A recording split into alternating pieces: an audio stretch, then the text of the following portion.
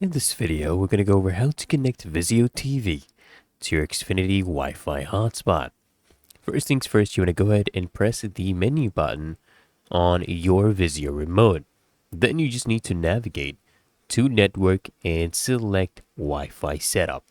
Now, right here, what you need to do is look for the Xfinity Wi-Fi network in the list of available connections.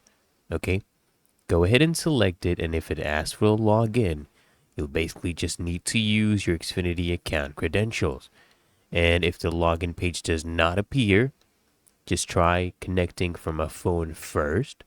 Then you just need to, share the connection using a mobile hotspot. And once connected, you just need to test your connection by opening a streaming app. And it's really that easy and simple, so I hope this guide provided value to you. And if it did, consider smashing that like button as well as subscribing to frequently asked questions. And I'll see you guys in the next one.